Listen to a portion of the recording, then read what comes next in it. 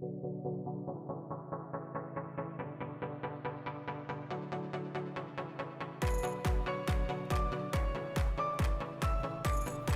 everybody and welcome to my channel. I am of course Legacy Trainer, guys, and thank you for taking the time to join me on the YouTube channel. Today guys, we are introducing Disney's Lorcana, the TCG game.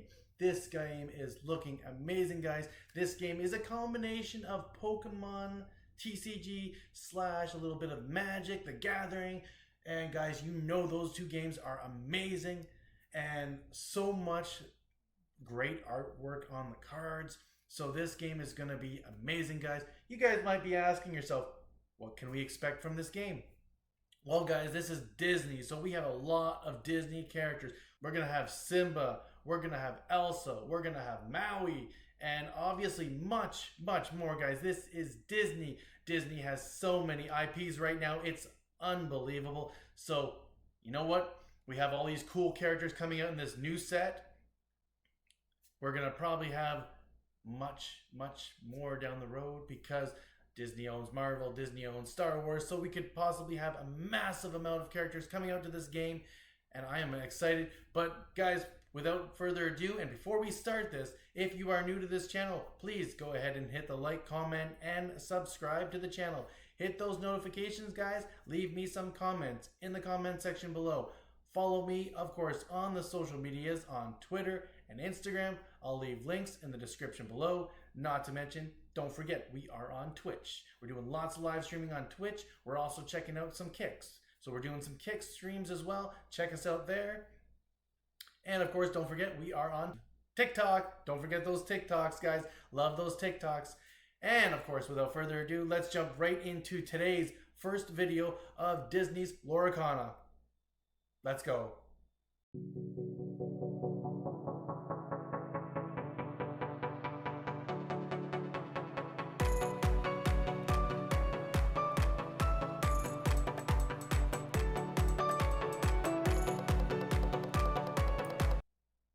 Alright guys, so you've decided you're going to play Lorcana, and first thing you're going to do is start building yourself a deck. Your deck is going to consist of 60 cards total. That's all you need. You don't need any more, but you gotta have at least 60 cards in your deck to make this work. So if you go to tournaments and you have 55 cards in your deck, you might be in a little bit of trouble, if you know what I mean. And the next thing we're going to talk about is the Inkwell. And you're thinking, Inkwell? What the heck is an Inkwell? Well, it's pretty amazing. If you played Pokemon, you've played Yu-Gi-Oh, you played Magic, you played any of those, you're going to know that with this is basically Lorcana's version of mana. And mana is from Magic. So the Inkwell is basically magical ink that is going to come together to form your characters to do battle against your opponents. So this is what the Inkwell looks like, and the Inkwell works very well like this is the way you are going to summon your characters to the battlefield to sit there and combat battles with you and attack your enemies. So basically the way it works is you're going to have your Inkwell on the field. It's going to be in its ready position, which this is the ready position. However, the other way you can do this is your ready position will change. Well guys, you're ready to summon your first character and you're like, how exactly do I do this? Like, what am I supposed to do here? Well, this is what you're going to do. You're going to sit there and you're going to go ahead and exert your Inkwell to the number of the on the character, and then after that you're going to summon him to the battlefield so that he can do some good damage for you and maybe even get you some W's. Alright guys, we are going to draw our first set of 7 cards. This is how many cards you get to start off with during the play, especially for going first. If you get to go first, you get to draw 7 cards. However, if you do not like those cards, you can go ahead and put those cards back into your deck, reshuffle those cards, and then you are able to draw 7 new cards. Then you do not get to draw from the deck for your draw phase. You basically skip your draw phase, and then you go right into the main phase of play. Okay, so you guys are probably wondering, how do I win at this game? Well, the object of this game to win, you have to end up getting to 20 lore. So you got to get to 20 lore before the opponent does. So how do you get to 20 lore? Well, the way you get to 20 lore is each one of your characters is going to have a little symbol on the corner. Some of them will have 2, 3, and so forth and so on the side. So what you have to do is when you play these characters, if you don't decide that you're going to do an attack, but you're going to exert this character, so you're going to exert the character, as we have Stitch here, we can go ahead and turn him sideways, and we can go ahead and exert him for 3. That gives us 3 lure, so that puts us up 3 points. So the more lure you get, the quicker you get to 20, the faster you win. Plus, depending on how high your character is, like this Stitch is a level 6 card, so he gets us 3 lures, where other characters will be like a level 1 character and might only be 1 lure. So the more lure you get, the faster you have a chance to get to the win. Guys, this is so incredible. There are so many cards to this set. This is going to be an amazing game to play. It's going to be fun, exciting. I know it's going to be great. It's Walt Disney characters, Mickey Mouse, Minnie, who knows what else, Donald Duck, Genie. Like, this set is going to be so fun to not only play, not only to collect, not only to even complete the entire set of cards, but of course, opening packs is going to be so amazing. We're going to have so much fun opening packs, boosters, starters, getting holos, and getting promo cards. This is going to be so. We're going to talk about how do we get inkwells? How exactly do we have the ability to play higher level characters like this character here, Mickey Mouse? How can we play this character, which is calling for a level 6? So we need to have 6 inkwells to play this character. Now, how do we get inkwells? Well, guys, I'm going to explain it to you right now. So if you guys look at the top corner of this card, the top left corner of this card, you are going to see that it shows the 6, and that is basically the casting cost for this hero. And if you look around the card, there's a little ink orb type of thing, little like it. You see it, you know it. There's a little orb around the 6, so that is called an inkwall character. So a lot of your character cards will have this. So a lot of your characters will have, a 5, a 4, a 3, whatever. But if it has this logo around the number, this card can be used as an inkwall card. So at the start of your turn, when you're playing the game, if you have this character or any other characters that share this little logo on the top left corner, you can, now remember, this is really important, you can take that character and slide it into your inkwell. By doing this, this gives you an additional ink wall to use to summon a higher level character. So for example, if you had, let's say for this instant you had, let's say you had 5 of them. And then you just drew a character like this, but let's say you had 2 of them in your hand. So you could take this one, put it into your inkwell, and then you could exhaust them all, or exert them all, and then you could play this character. And that is pretty amazing, right? Because then you get yourself a level 6 on the field.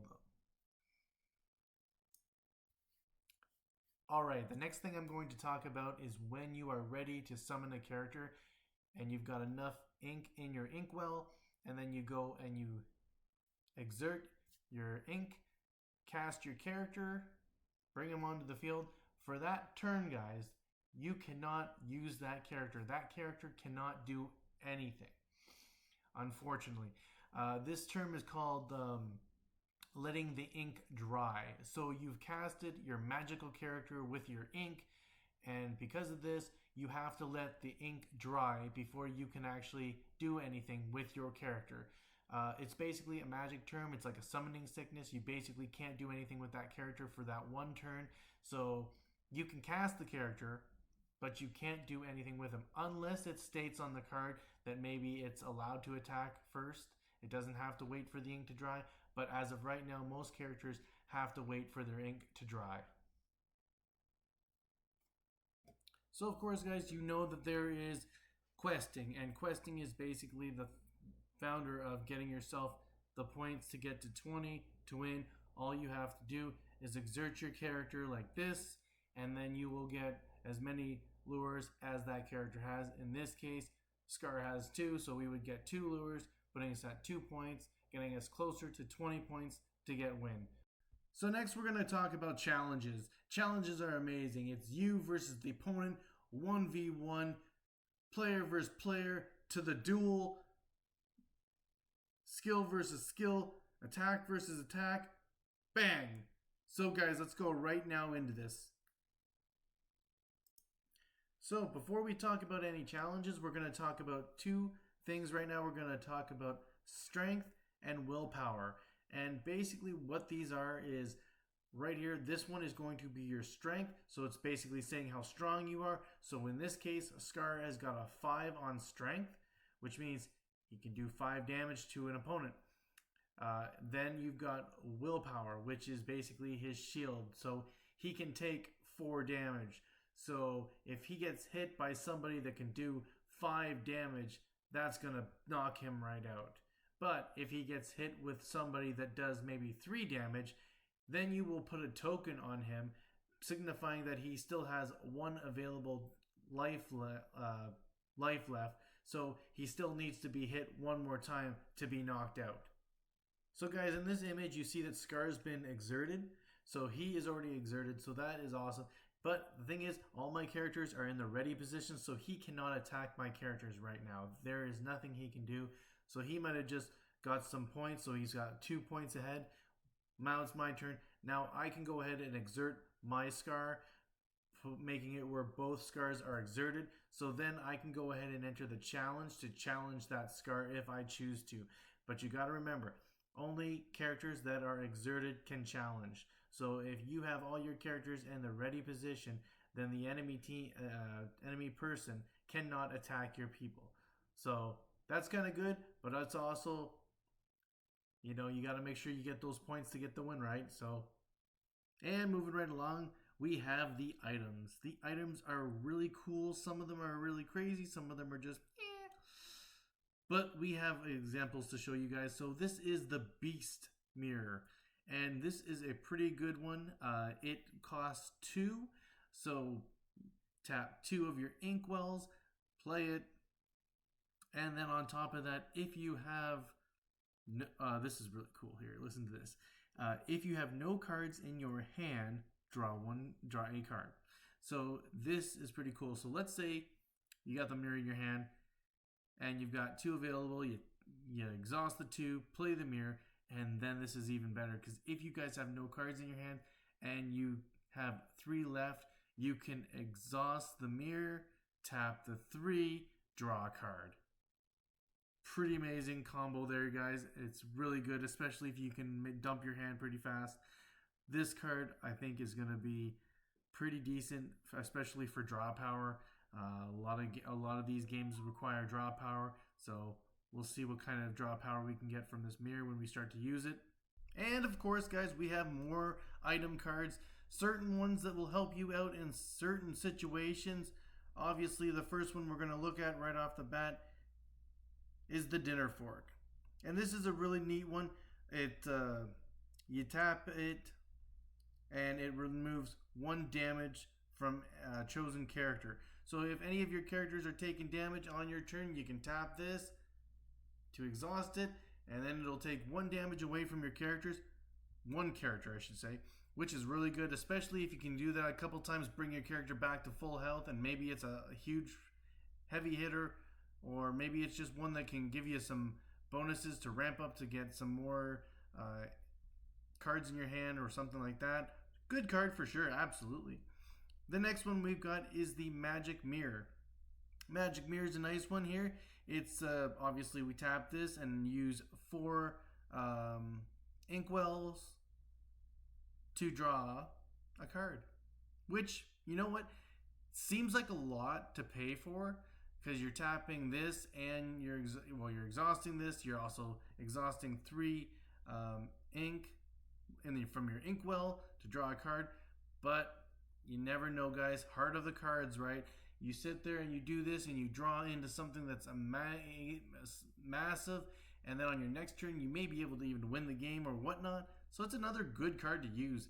And finally we have the White Rabbit Pocket Watch. And the White Rabbit Pocket Watch is a pretty nice one. Obviously this rabbit is always late, but this card is pretty useful. It's you exhaust this and you use 1 ink to choose a character, gains Rush this turn, which is pretty amazing. Basically, like I was talking about earlier, some cards will allow you to give a character, in this sense, Rush, which allows them to attack right off the hop. They don't have to wait to challenge an opponent. The ink doesn't have to dry. You just put the character down, tap this, 1 ink, go in. So this is another amazing card, guys. It's very, very useful. Obviously, I think this is going to be a really nice card to have in this game because most of the time we're sitting there dropping heroes, characters, whatever, onto the battlefield, and we got to wait for the ink to dry. This one looks like it's going to help us to make it where maybe we don't have to wait for the ink to dry. Well, guys, we're almost done. Last but not least, we have the inks.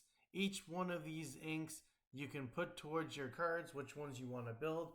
And, you know, you can do 1 color, solid colors. You can do 1 or 2 together. You can do whatever you really feel like doing. But it's pretty amazing. We have Amber, Amethyst. We've got Ruby, we've got Emerald, we've got Sapphire, and we have Steel. So we have a total of 6 colors in this game. So with 6 colors in this game, that gives us a lot of versatility. A lot of stuff we can do, combining colors, skills sets, and just, you know, so much you can do with this right now. And these are 6 colors right now. Who knows if later on they'll bring out more colors. Who knows what kind of cards they're going to add to this game. Well, guys, that's the video for today. I hope you guys have enjoyed this video as much as I've enjoyed making it for you. And I hope you guys have learned a lot of Lorcana, of what the whole thing is about and what is involved in this game. Hopefully you guys are excited for this game as much as I am. I can't wait to get some booster boxes, open them up, and start building some amazing decks with this new game that is just coming out. So yeah, if you guys are still new to this channel, please go ahead and hit the like, comment, and subscribe to the channel. Hit those notifications, guys. Leave me some comments in the comments section below. Follow me, of course, on the social medias, on Twitter and Instagram. I'll leave links in the description below. Not to mention, don't forget, we are on Twitch and Kick. We're doing lots of live streaming like League of Legends, Pokemon Unite, Rocket League, Minecraft, and so much more. And of course, we're also on TikTok, so go ahead, guys, check out those nice, amazing TikTok videos. I appreciate that so very much. And until next time, please take care, stay safe, have fun, and bye-bye.